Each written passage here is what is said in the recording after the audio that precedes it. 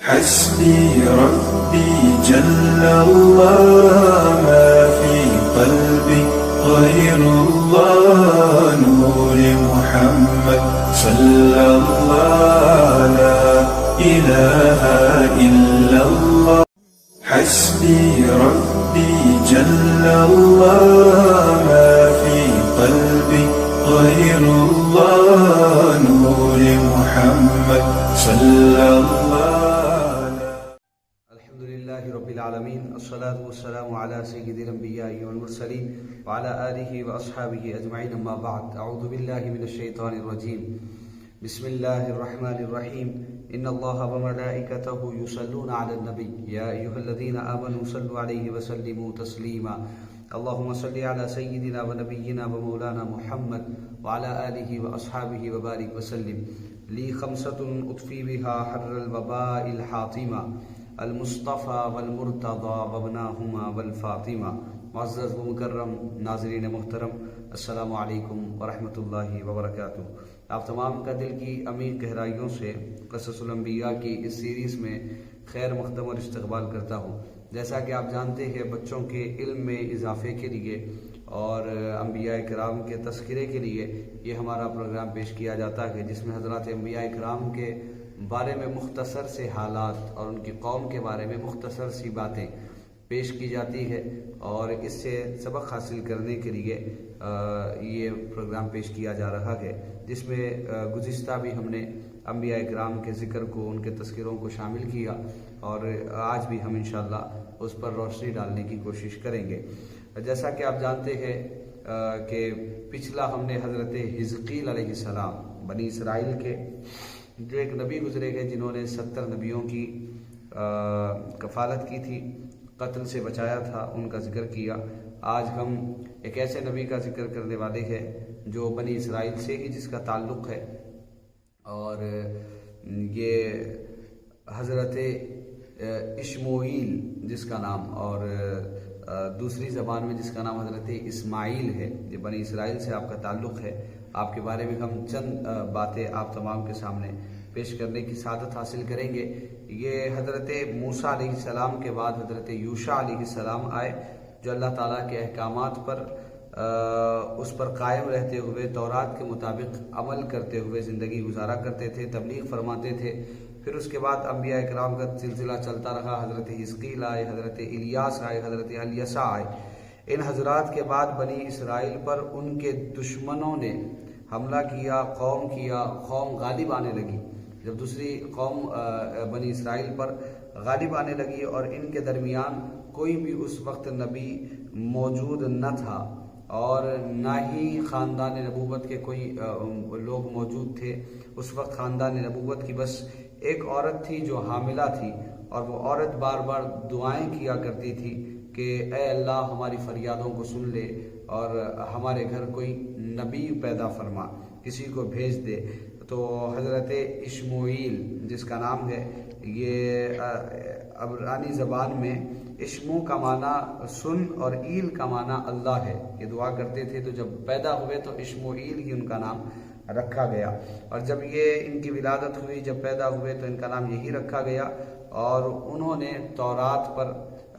عمل کرتے ہوئے اور بیت المقدس کی خدمت پر وہ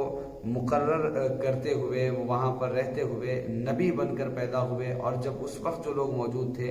ان کے پاس جا کر آپ نے جب بڑے ہونے کے بعد یہ اعلان فرمایا کہ میں اللہ کی طرف سے بھیجا گیا نبی ہوں، مجھے اللہ تبارک و تعالیٰ نے نبوت عطا فرمائی ہے، نبوت کے ساتھ دنیا میں مبعوث فرمایا ہے۔ لوگ دعائیں کرتے تھے نبی ہونے کی، تو یہ اللہ تبارک و تعالیٰ نے، چونکہ بنی اسرائیل کا جو غالب آ کر دوسری قوم نے حال کیا تھا، تو اب یہ لوگ جو بنی اسرائیل کو جانتے تھے، بنی اسرائیل کے لوگوں کے دلوں میں تھا کہ ان سے جہاد کیا جائے۔ تو جب سامنے سے یہ کہا گیا کہ میں نبی بن کر آیا ہوں، تو قوم نے آپ سے یہ کہا کہ اگر تم جو بات کہہ رہے ہو اس میں تم سچے ہو تو پھر ہمارے اوپر کوئی ایک بادشاہ کو مقرر کرو، کسی کو ہمارا بادشاہ بناؤ، اور جب تم ہمارا بادشاہ کسی کو بناؤ گے تو ہم اس کے تحت رہ کر ان لوگوں کے خلاف جہاد کریں گے، اس قوم سے ہم فتح حاصل کریں گے، لڑیں گے۔ تو پھر اس وقت اللہ کے نبی نے فرمایا کہ تم یہ جو کہہ رہے ہو تم وعدے سے پھر جاؤ گے، اس پر قائم نہیں رہو گے، تو سب نے یہ تلقین دی کہ ہم وعدے پر کھڑے رہیں گے، وعدے پر مکمل طور پر ہم ثابت قدمی کے ساتھ شامل رہیں گے۔ اب یہ قوم کا تسلسل چلتا رہا، جب ان لوگوں نے یہ ڈیمانڈ کی کہ ہمارے اوپر کوئی بادشاہ کو مقرر کیا جائے، تو حضرت اسماعیل اللہ کی بارگاہ میں دعائیں کرتے رہے۔ علامہ راضی فرماتے ہیں کہ ان کے نام میں جو ان کا نام ہے وہ اسماعیل ہے، اور اسماعیل ایک زبان میں یہ کہا جاتا ہے، اور یہی اکثر قول ہے، اور یہ حضرت ہارون کی اولاد میں سے ہے، حضرت ہارون علیہ السلام کی اولاد میں سے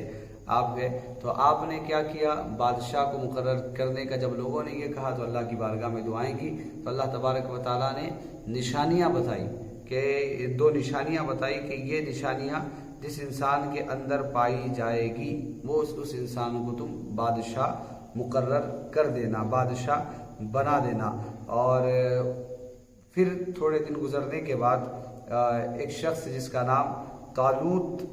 نام تھا، طالوت کے جانور گم ہو گئے تھے اور ان کی تلاش میں وہ نکلے ہوئے تھے، ان کے ساتھ ایک ساتھی بھی، ایک دوست بھی تھے۔ اس نے کہا کہ ہمارے جانور جو گم ہو چکے ہیں یہ وقت کے نبی کے پاس جائیں گے اور ان سے دعا کروائیں گے، جب وہ دعا کریں گے تو ہمارے جانور واپس مل جائیں گے۔ جب وہ لوگ آئے ایک دوست کے ساتھ، طالوت بھی وہاں پر آئے، جب طالوت کو دیکھا تو اللہ نے جو نشانی بتائی تھی وہ نشانیاں ان میں نظر آئی، تو فوراً حضرت اسماعیل باہر آئے اور لوگوں کے سامنے یہ اعلان کیا کہ اللہ تبارک و تعالیٰ نے طالوت کو تم پر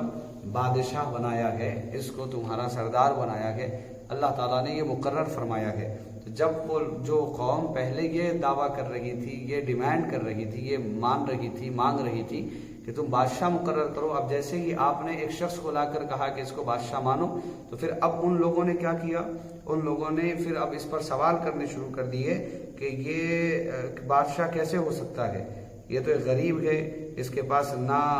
وسعت ہے نہ اس کے پاس دولت ہے، اور یہ کیسا اس کو بادشاہ مقرر کیا جا سکتا ہے، کہ ہم اس کو بادشاہ نہیں مانتے۔ لیکن الغرض کچھ لوگ تھے جنہوں نے مانا، تو حضرت